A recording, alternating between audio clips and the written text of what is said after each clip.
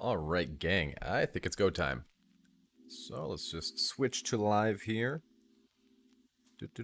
Okay. What we got? Who we got chilling? Holland, how's it going, man? How are you? Good morning, MX. Nice to have you here.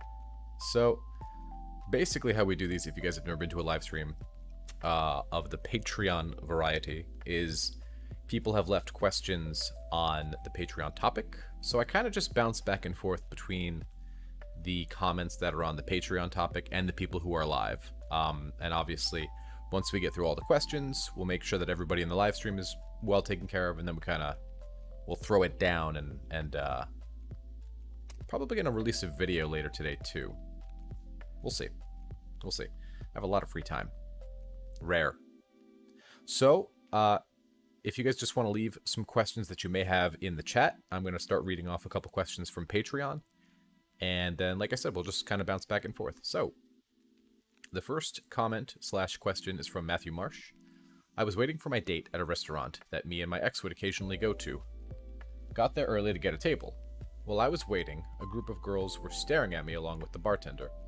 A girl from that group came to my table and asked for some questions. Did we match on Tinder, my name, if I was on a date? After my date got there and got food, the waitress came up to me and handed me a drink. Vodka tonic with lime, my drink of choice, and said my ex's name, and walked away. Haven't spoke to my ex in months. I didn't contact her about it. Do you think she's trying to get me to reach out or stirring the pot? So, alright, you know how this goes, right? That's mind reading.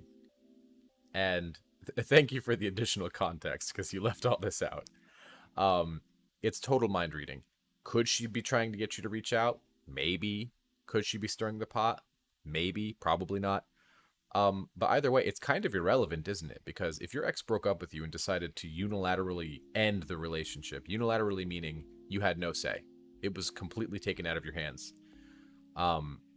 It doesn't matter if they're doing these behind the scenes, buying you a drink or things like that. Maybe she was just trying to do a nice thing. Could she be trying to get, in your head? It's possible, but she's got to do better than that. If she wants your attention, she has to reach out directly to you, and then you guys can sort of follow whatever natural progression might happen. So, yeah. If they break up with you, they got to directly come for you. So, next question is from Amy, who says, my ex from last year owes me a lot of money. Over 9 months, no contact, and a bad falling out. He has a lot of narcissistic traits. What's the best way of getting that money back? We live in different states, too. So this is a good example of never, unless you are engaged or married, do not give your partner money. I mean, unless you are completely 100,000% certain, and you guys have been dating for at least 1.5 years, 2 years. That's kind of my take on it. How do you get the money back? Well, if you're not under any sort of contract, if the money was effectively a gift or sort of like an unspoken, oh yeah, and you'll pay me back. If there's a paper trail, like on Venmo saying, giving you this money to be returned on, in 3 months, whatever. If that's not there, your money's gone. You're not getting it back. You can ask and say, hey, I did lend you that money, and, can I get that back? I kind of need that money. You can ask, and maybe they'll give it back. But if I'm a gambling man, and if you're saying this person has a lot of narcissistic traits, the reality is that money's probably gone. And it's more of a cautionary tale in the future where you should not be lending money out to people who you've dated. Maybe I'm reading this wrong. Over 9 months, no contact. Okay, so I was reading this wrong. Perhaps you've been dating for longer than 9 months. We don't know how long you've been dating. But still, a good rule of thumb is don't lend money to anybody you haven't been dating for at least 1 year, 1.5 years. It's different for everybody, but that's the number I would go with. And chat, for anybody who's here live, don't forget that you guys can ask questions too while I'm answering the Patreon questions. Amy's second question was, a different ex from years ago popped back up this year, and he's been in and out of my life again playing the same games. So he's from years ago. Okay? I'm over it and don't want him in my life at all anymore. There's no friendship there, nor do I see any long-term romance with him. I'm 40 and he's 43, so the games need to stop. I can't have him popping up anymore. How do I address this next time he pops up? I'm pretty sure he will at some point, whether it's a few months or a few years from now. Yeah, so Amy, just block him, right? If you don't see romance, you don't see friendship, there's absolutely nothing there. And I'm basing that off of what you said. Quote, there's no friendship there, nor do I see any long-term romantic relationship with him anymore. Just block him. You have nothing to lose. You have absolutely no skin in the game. So if this is bugging you to the point that you left a comment about it, what I would do is, yeah, just, block them, and that way you don't have to deal with it anymore. You're not helpless in this situation, so take some, put up some boundaries and say, hey, I don't really want to hear from you anymore. It's not mean, right? Because the objective isn't to hurt him, it's to defend you. And I feel like a lot of people get confused when it comes to boundaries, because they can say, well, aren't boundaries ultimatums? And they're not, because an ultimatum is a sword. A boundary is a shield, right? An ultimatum is saying, do this or else. A boundary is saying, hey, I'm not going to involve myself in this situation unless. You don't have to do it. I'm just telling you, if you don't do it, I'm not going to involve myself in the situation because I find that it will harm me in some way. That's the difference. Boundaries are there meant to defend us, not to harm others. Amy's third question says, how do we mentally let go of all we're holding on to? I'll be 41 in November and have been through more than enough, so I have a lot of walls up. More pessimistic than I used to be. Yeah, I mean, that's part and parcel of growing up, isn't it? Trauma, things, life events, people get sick, people die, COVID-19, etc. Things happen, right? And it can be hard to open back up and be vulnerable again.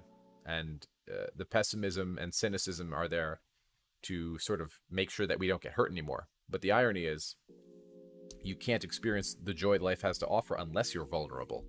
So how do you mentally let go? Well, do some things that are mentally healthy. Some exercises, obviously, in journaling, I think would be incredibly helpful, and sort of exploring how you feel and the vulnerabilities that you think really showed themselves when bad things happen to you, like a breakup. Breakups make you feel vulnerable. They make you feel weak, powerless. It's not a nice feeling, so we like to get away from them. But learning to understand our reactions to these things are going to be incredibly helpful. Learning our triggers, our buttons, our fears, talking them out with counselors are incredibly helpful and important, because it does break down that cynicism, and it does help you feel just a hell of a lot better once you're able to say, hey, yeah, some bad stuff happened, but I'm stronger and wiser because it happened. But if you stay pessimistic and cynical, then all you're doing is setting up first off, it's a self-limiting belief, like, this stuff will always happen to me, so I gotta keep my guard up. But also, you never let anybody close enough to prove you wrong. And that's perhaps the bigger point, is you'll always be right and people will always hurt you because, you get hurt a couple times, the wall gets thrown right up, and then you're like, see, now I won't give anybody the opportunity to show me that people can be different, they can be good, I can be vulnerable and comfortable and safe. So it is very much a self-fulfilling prophecy. So yeah, journaling, counseling, talking with friends, and bit by bit, just becoming a little vulnerable. Maybe that means talking with a friend who you've had for years about something that you never share with anybody, right? Little tiny steps. The next comment is from Piglet Cheeks, who says, how to stop feeling inadequate, like I wasn't good enough for him and everything is my fault, even though I took care of him so well. Look, part of that is just growing up, right? And understanding that just because you feel a certain way doesn't mean that that thing is true. Emotions don't play fair, and they have no intention of following a logical path. So feeling like you're inadequate can happen for a couple reasons. A, it's feeding into your self-esteem, right? When we go through a breakup, something bad happened to us, and we reason to ourselves, incorrectly reason to ourselves, that must have happened because I'm no good. And if I were good, that wouldn't have happened. So, and there's some logic there, isn't there? Because think about when you're a child. If you're punished and sent to your room or something along those lines, it's normally, right, most of the time because you did something you know you shouldn't have, right? You lied, or maybe your parents said don't do that, and then you did it anyway. And so then their response was a punishment, something punitive. And so now, a breakup can feel a lot like a punishment. Something you really love and value has been taken away from you. So we take that same brain from childhood. Well, I got punished, so I must have done something bad. But that logic doesn't necessarily work here. Breakups happen for a whole host of reasons, and many of them don't necessarily have to do with us. And a lot of the time they do, but a lot of the time they don't. So part of holding on to this feeling of inadequacy is because it's a self-limiting belief. It's a self-fulfilling prophecy, kind of like what I said with Amy. And most importantly, it's a way to not let go of the situation. If I can just sit here and continue to feel this way and feel inadequate and bad and, oh God, look how horrible I am, everybody. Well, then I don't actually have to let go and stop talking about the situation, right? The person that I lost. And I'm not saying you're doing that. I'm just giving you some things to consider. So what I would say is working on yourself in the self-identified goals that are presenting themselves to you. So maybe you think you're not pretty enough. Okay, we'll work on that, right? Whatever that means to you.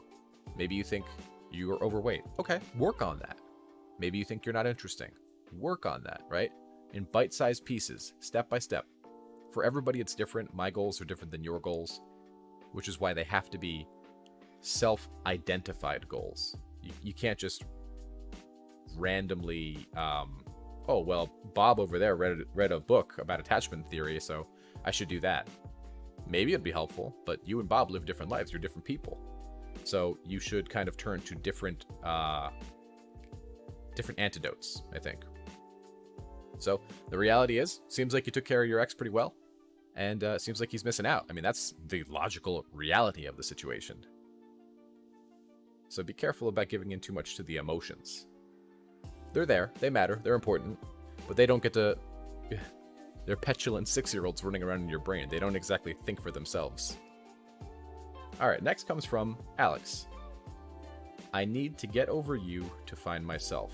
Regarding the last Q&A video, you expressed that good only means something if bad exists. Could you elaborate on that?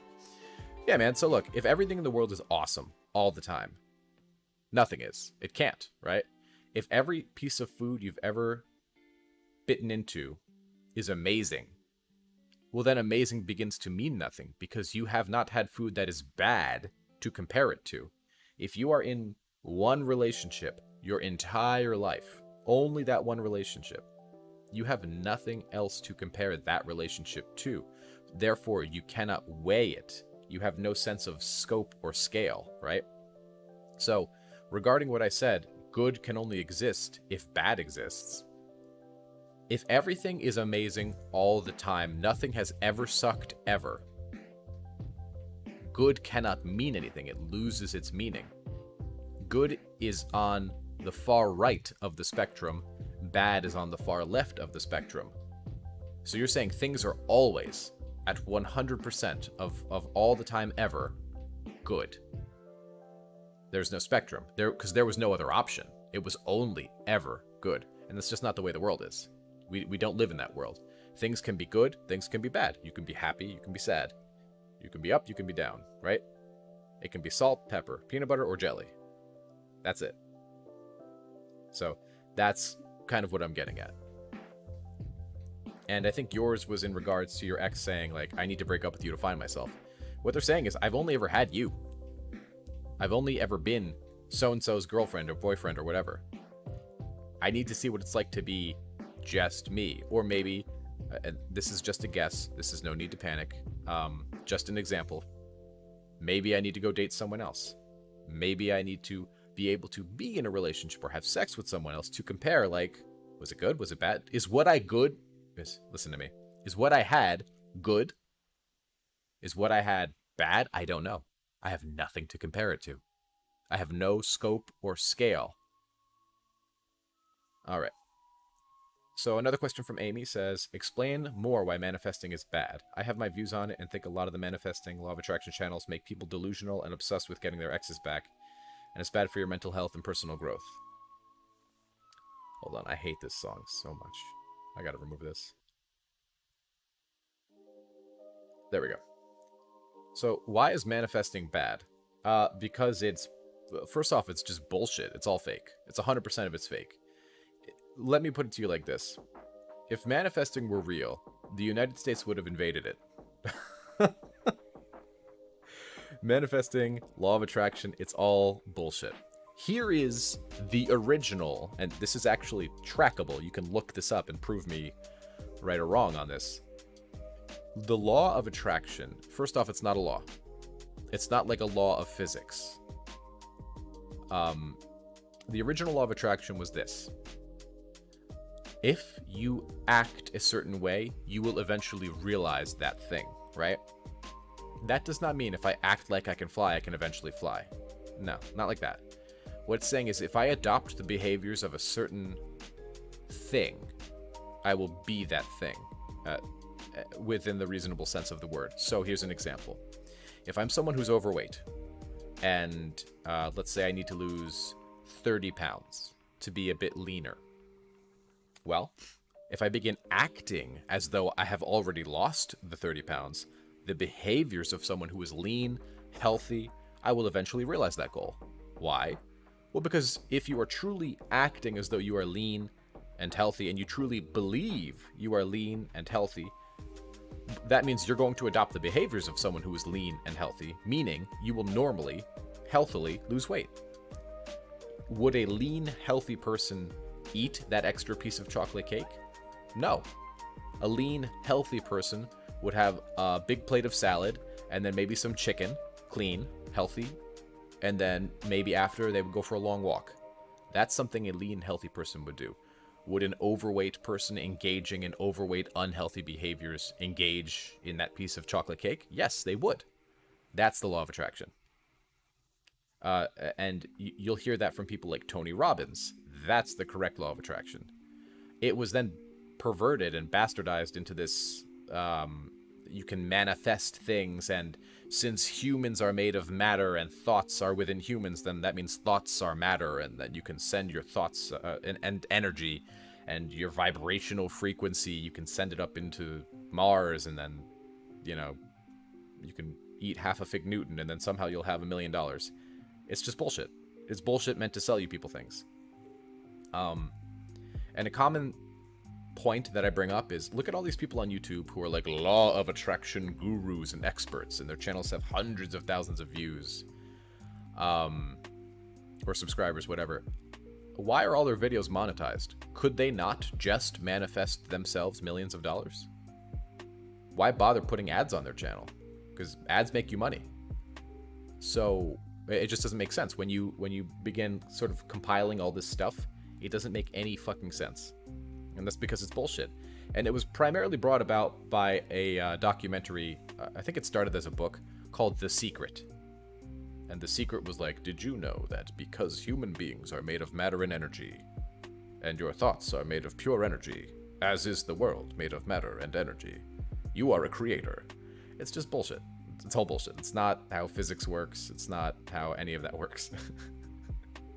So anyway, and please don't take me as being condescending. I'm not trying to be. I'm trying to be condescending to the idea, law of attraction, not to your beliefs on it. Part of being a scientist is the phrase, I don't know. And so there's always going to be a degree of I don't know, right? There are no absolutes, because the second we think that there are, we are both Sith Lords, and high five if anybody got the joke, but also we are closed-minded, right? We cannot possibly know everything, always. We can't. But from my experiences and my expertise and the long-ass paper trail regarding law of attraction, it's just not real. So next question comes from Piglet Cheeks, who says, Craig Kenneth tells us to keep watching the videos that he posts to work on ourselves. But you mentioned that we should stop watching these kinds of videos after a certain time. What are your thoughts on this? All right, I'm going to say this, and I totally mean it. Craig is a greedy dick who wants he wants your money. I'll put it to you that way. Craig Kenneth has been, I used to try and be nice about it, but I don't feel like being nice about it anymore. Craig Kenneth, from day one of ever discovering that my channel existed, has just been a total dick to me. And I think it's just because he doesn't like competition. He's talked shit about my channel. He has, to his clients, who, of course, I always hear about because we coach a lot of the same people. And just step by step, Craig has just been a nasty prick. And I'm done being, like, diplomatic about it. So what I'm about to say, I'm a tad biased because he's been just such a dick this entire time. Now, that is not me saying that Craig Kenneth does not provide a service for people that is helpful. That does not mean Craig Kenneth's channel is suddenly bad just because I don't like the guy. And Margaret as well. Like, I have no problem with Margaret. She seems like quite a nice lady, quite talented and skilled. So this isn't me saying don't watch Craig Kenneth, right? I'm not saying that. What I'm saying is that Craig is greedy and charges what? He's up to $500-600 a coaching session now for 1 hour. For 1 hour of his time, he's charging double the amount, or possibly triple, depending on where you live, the amount of a regular therapist. Craig Kenneth tells you to keep watching the videos so he can keep showing you ad revenue. It's that simple. So find me a video of Craig Kenneth's. Find me any 2 videos that say different things, right? They all say the same things. Dating Guys videos all say the same things. My videos all say the same things. That's it. You know the material. You know what to do. But the longer you watch Craig's videos, the longer he can convince you need his workbooks. The longer he can convince you need to do an email coaching or a voice coaching. The longer you watch his videos, the more ads you're going to see and the more money he's going to get paid. Guys, I'm not looking to chalk you guys up full of false hope. That was never my goal or my intention. You'll notice very largely my videos are about focusing on yourself and not on your ex, because that's honestly, first and foremost, it's the best and most attractive thing you can do for yourself, and your ex will take notice of that. But also, when you met your ex, you didn't need them. You weren't tied to this outcome. So watching a bunch of videos that say, oh, you need to work on yourself, and don't forget to buy my workbook set. Now, he has like 11 of them or something like that. Every time I blink, his coaching gets more expensive. And meanwhile, I've raised my prices once in the past year and a half, or maybe twice. But the point is, when I raise my prices, they're not by $100. It's by like $5. Why do I do that? I do that to manage the amount of demand, because otherwise I will never get a break and I will very quickly hate what I do. It's about balance. Having life balance. But when I look at Craig Kenneth charging $600 an hour, from a business perspective, it's like, hey dude, if you can get away with it, good on you. But from a life coaching perspective, it's like, we cannot claim to be helping people while robbing them. $600 an hour is robbing them. So then the argument comes in, but the videos are free. It's like, cool, the videos are free. True. You have to watch ads. The ads get him paid. Sure. But encouraging people to stay here in this place, in this breakup community, is not good. The point is to learn the lessons, apply the lessons, move forward in your life, right? That's why I have no shame to say, people, once you're done healing, leave. I'm not forcing anybody. I'm just saying, here's the expectation. But for Craig Kenneth to say, and I would like to know which video he said that in, to say, hey, oh, just stay here, just keep watching my channel. It's like, bro, you're already charging $600 an hour or $500 an hour, whatever. You have enough money. You have plenty of money now.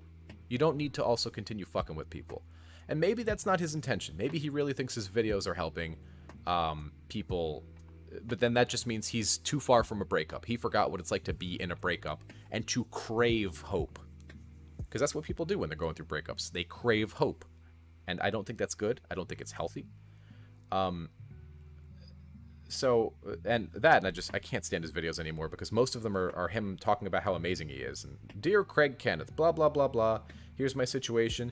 Your videos are amazing. I love you so much. And your penis is 10 feet tall. It's like, bro, we're trying to help people by being real, down-to-earth, vulnerable people. How many videos have I made where I told you guys I'm feeling vulnerable this week? You know, I'm struggling with my anhedonia this week. I need to take a break. You know, this job gets really hard.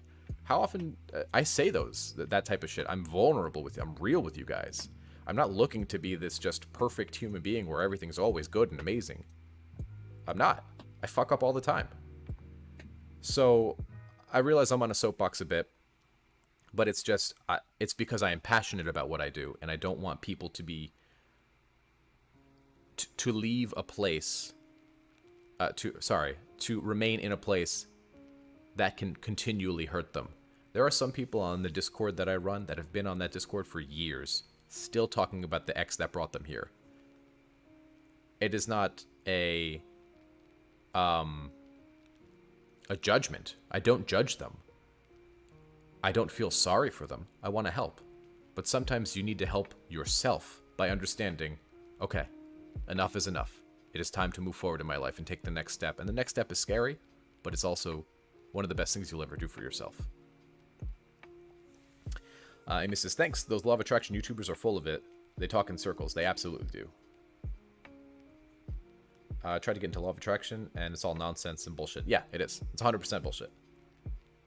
And they always have something to sell you, and if it didn't work out, it's always your fault. There's always something you did wrong. That's how you know it's a scam. Most important question, what's Data doing? Is he going to make an appearance? Data's actually at home. I'm in my office right now. Data is, I'll tell you what, I'll bring him on the next live stream. Maybe I'll do a Data photo shoot for you guys. I'll make a Data calendar. But no, he's not here right now. After the live stream's over, I'm gonna hit the gym and then shower off and then go see him. All right.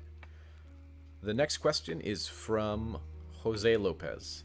After 2 months of no contact in a 5-year relationship, I spoke to a few mutual friends. They asked me why I never contacted my ex in the first couple of weeks after the breakup. They told me that she was devastated and that if I would have called, she would have taken me back. I am the dumb B. Oi. Okay. She broke up with me, and she was devastated, but she dumped me. Good lord. A couple of days after, I had a few drinks and broke no contact. Ex seems upset and says, why was I contacting her after 2 months? That she wished things were different, that this time apart made her realize a lot of things, that I will always have a place in her heart. She said she gave me so much of her, she lost herself along the way. That she hoped that I find someone that makes me happy and gives me all the things I want and deserve. This made me feel like shit, because I'm reading the message as she is never coming back. Am I reading too much into this message? Is she completely done with me? So, Jose, you know that I don't know that. I don't have those answers. But what I would say, just from reading that, I'm guessing a few things, and I apologize if I'm guessing incorrectly. The first thing that comes to mind is you're both quite young. Because what I just read was just juvenile level bullshit. Completely juvenile. Not from your end. From your ex's end. So she broke up, and the friends, by proxy. So your ex broke up with you. 2 months go by, and you hear from mutual friends, dude, why didn't you reach out to her? She would have taken you back. But you didn't reach out to her, and now she's not gonna.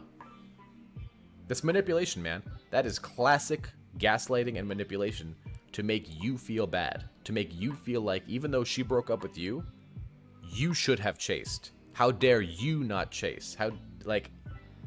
Bullshit. Just classic grade A bullshit. I would back away from these people. This is a toxic group of people from what I'm reading. Obviously, I can't make judgments on every little thing about them, but from what I'm reading is this is manipulation, and if your ex wants you back, she's got to work to get you back. She's got to work. I'm assuming it's a she. They have to work to get you back. Because, no, you should not allow yourself to be manipulated like this, and this is just classic manipulation. Alright, so let me give this a quick refresh.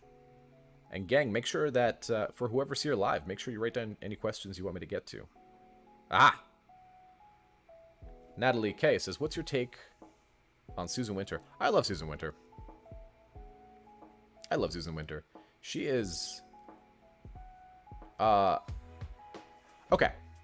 She has some of that woo-woo law of attraction energy, you know...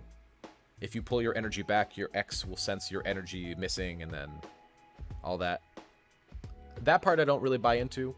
But beyond that, Susan Winter is kind, thoughtful. She's real with people. She's, I think she knows her worth, and she charges her worth.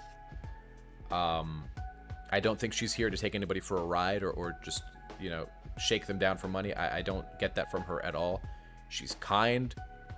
She sent me sweet email, not once but twice, just thanking me for my channel.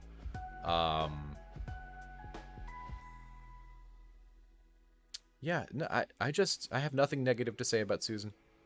We're different types of coaches, but we both keep it real, and I appreciate that from her. She's a good woman, and I highly recommend watching her content. Again, a grain of salt, but a grain of salt for everybody. A grain of salt against me, a grain of salt against Susan, Craig, anybody you watch. There should always be a grain of salt. Can you see my question? I use numerals. I could not see your question. No, if I don't respond to the question, guys, I haven't seen it. Do me a favor, man. Instead of using numbers, type out the word, like 3, 4. Otherwise, it won't pop up, because it's just an unfortunate measure that I had to use to keep the spellcasters away. Before someone comes to the stream and uses a spell on me.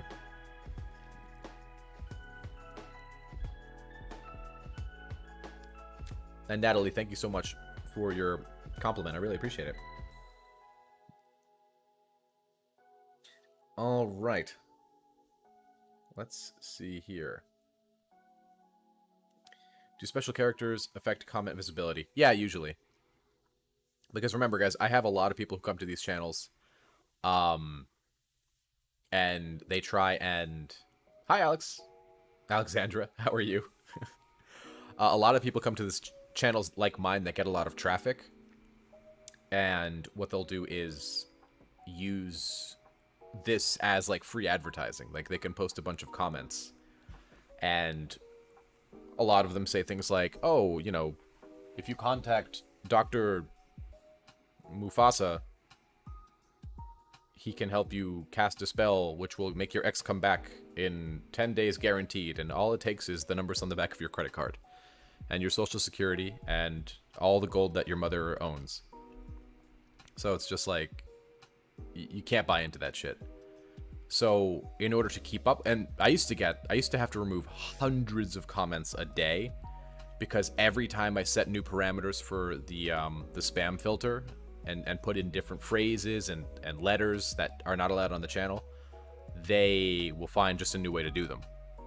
So right now is a quiet time. It got bad for like a week or two. And I think we just now are getting pretty good control of it. I haven't seen any of the comments or in the spam filter either. So I think the particular person or group of people gave up on my channel for now.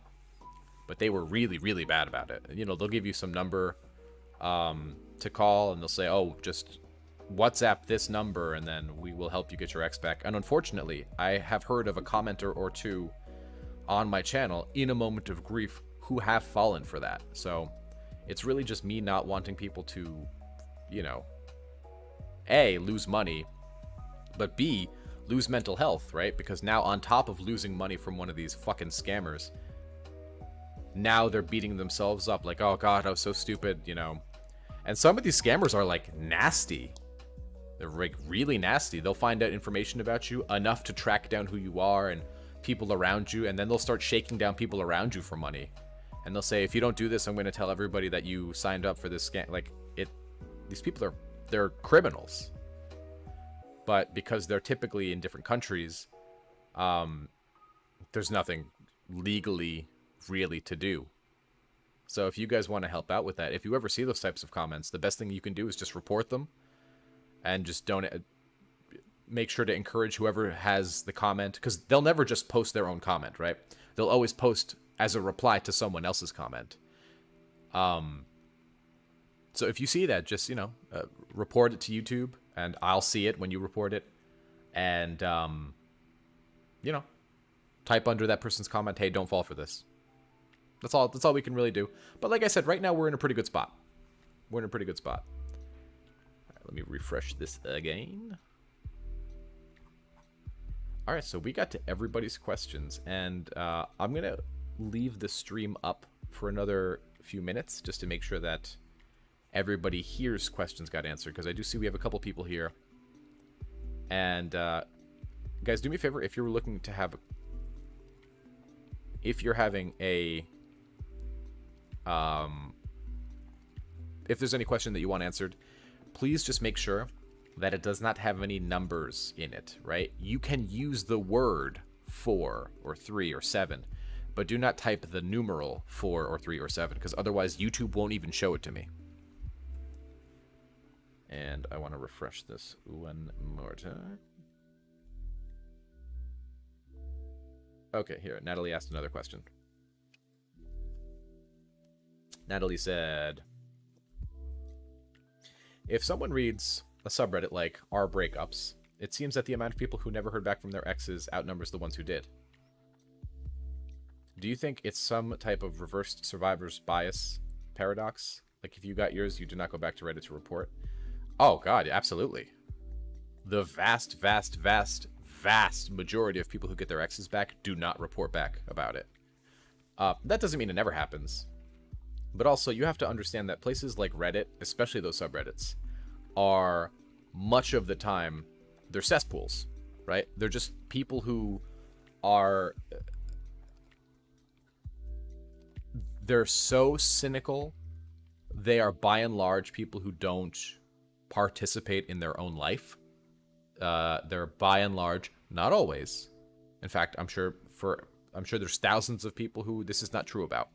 But many of them just want to go bitch. They don't want to feel better. They don't want to take steps forward in their life. Many of them, not all of them, many of them want to just bitch. And I used to spend some time under a fake name, and then I used the love chat name for a little bit on Reddit, just answering questions, just trying to be helpful. You know, no money to be made, just trying to be helpful. And you'll see some of the like vitriolic, evil comments on particular. It was r/x no contact, r/breakups.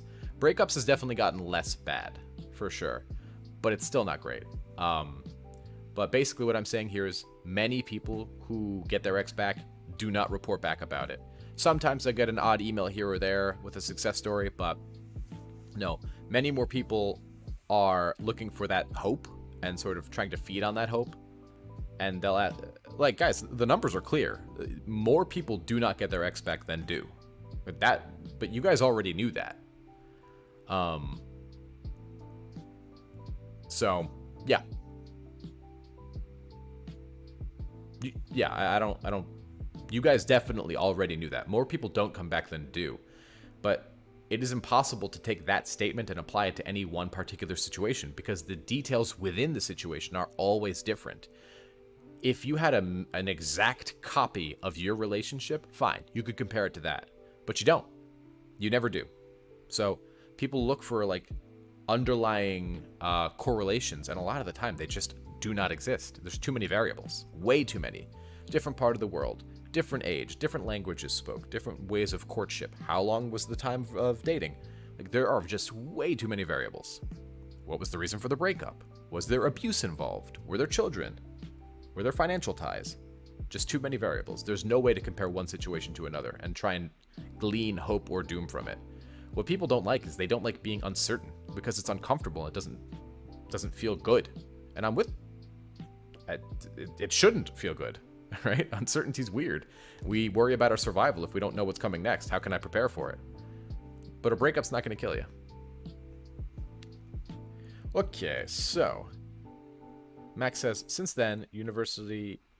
Max, I don't think we got the first part of your question. We got the second part.